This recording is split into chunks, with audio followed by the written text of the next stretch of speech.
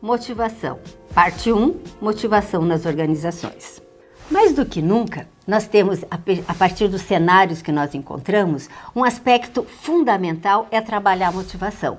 E olha, a grande questão é, ninguém motiva ninguém. Então, um gestor, ele pode estimular, pode incentivar o seu funcionário para que ele encontre motivos que levem ele a agir. A palavra motivação diz isso, motivo para ação. E cada um de nós, em função do nosso perfil de questões internas e questões externas, faz leituras e interpreta motivos de uma maneira diferenciada. Então, o que pode motivar uma pessoa, para uma outra pessoa, né, pode ser indiferente. E vice-versa.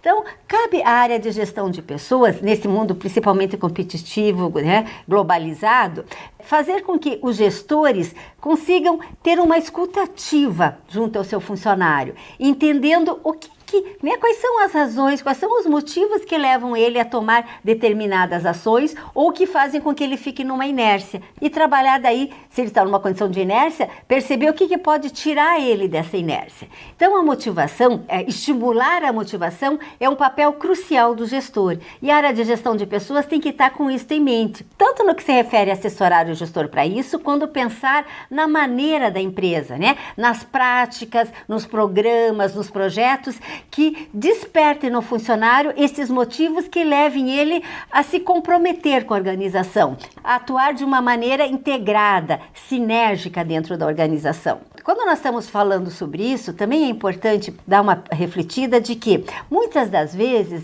nós jogamos algumas questões, né, vou supor, às vezes vinculadas a salário. Puxa vida, a pessoa está desmotivada porque o salário, ele não teve aumento salarial. O fato de até dizer que ela está desmotivada até pode ocorrer, mas dizer que agora eu vou vou aumentar o salário dela, ela vai se motivar, isso não é uma verdade. Porque num primeiro momento, a pessoa se mobiliza, ela fica feliz, se mobiliza. Mas passou 1, 2, 3 meses, aquele aumento, né, aquele valor já foi incorporado, né, no seu dia a dia, e ela já entende isso como um ganho, né, que ela teve, e que a partir de agora, chega naquela altura, uns 2, 3 meses, ele não vai continuar motivado em função daquele aumento ali do passado. Ele começa a se sentir, às vezes, numa condição de inércia, e as pessoas dizem, puxa, mas eu aumentei o salário dele, né, e agora, né, cadê a motivação? Não vai existir mesmo, né? Então, cabe à área de gestão de pessoas fazer estas leituras e propiciar os gestores, né, e fazer um trabalho em conjunto para que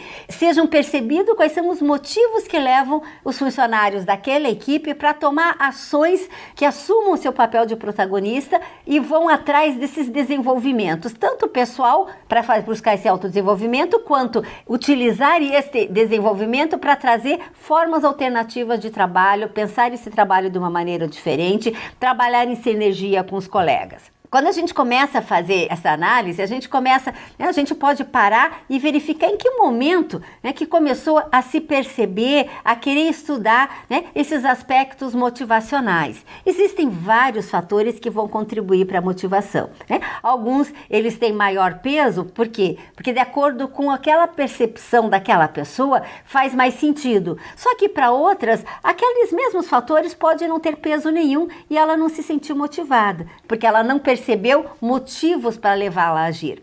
Quando a gente trabalha com motivação, a gente tem que entender esta relação significado e significância. Então, as questões têm significado para todos, mas o motivo, a percepção dela está vinculada a essa significância, né? Então, o quanto que aquelas ações, aqueles projetos, aqueles programas, aquela forma de agir na empresa estão estimulando para que ela se motive para levá-la a ter ações diferenciadas, ações comprometidas com a organização. A gente tem aqui este conceito, quando está falando esse conjunto de condições responsáveis pela variação na intensidade, qualidade e direção do comportamento, né, quando o Rocha nos traz, o que ele quer dizer com isso? Então, não é um comportamento específico, é um grupo, é um conjunto, E este conjunto vai variar, né, de acordo com a pessoa, na intensidade. Tem pessoas que podem estar mais entregues ou menos entregues. Vai depender de quanto isso tiver aderência para ela. A qualidade e a direção do comportamento, né? Então, assim, a forma com que ela vai demonstrar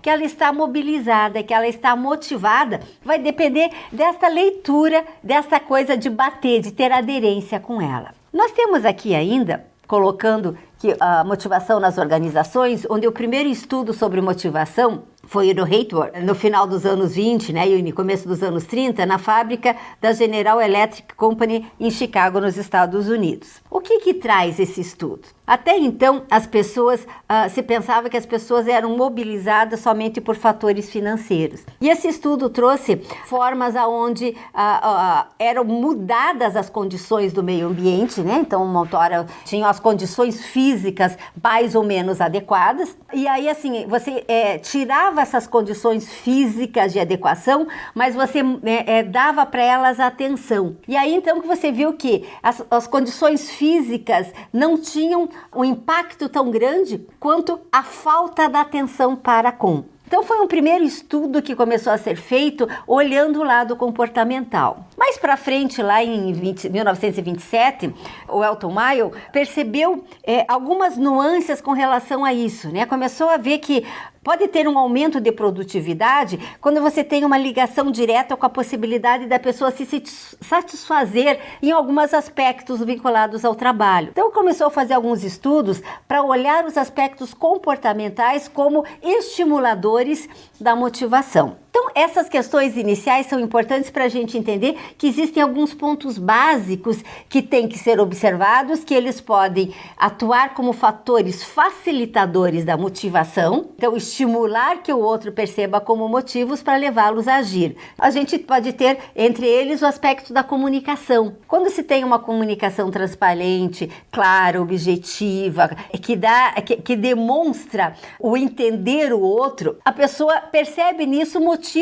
para levá-la a agir de uma maneira diferenciada, a se comprometer com os resultados, com o processo. Nós temos também a questão da relação com a equipe e a relação com o superior. Quando o superior trabalha de uma maneira com que a pessoa se sinta integrante, se sinta responsável sobre determinadas questões, que ela se sinta valorizada e reconhecida, então, são motivos que também vão levá-la a agir de uma maneira de melhoria, de comprometimento com os resultados da organização. Nós temos também ainda, quando a gente está falando sobre equipe, né? Então, quando as equipes elas se percebem e se complementam, então as pessoas entendem que elas fazem parte desse processo, dessa correlação, então de se colocar disponível para e se mobilizar, se motivar se colocando disponível. Da mesma forma, quando ela percebe que o outro está se disponibilizando para contribuir com ela, também ela se mobiliza, se motiva para também fazer esta ação contributiva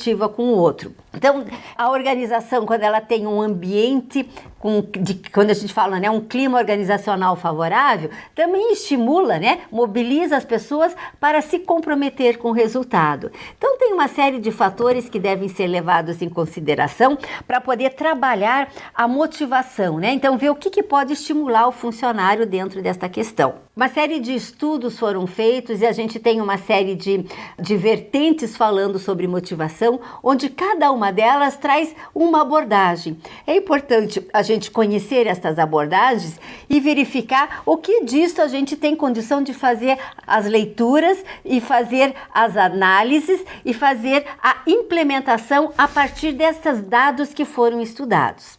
Até uma próxima!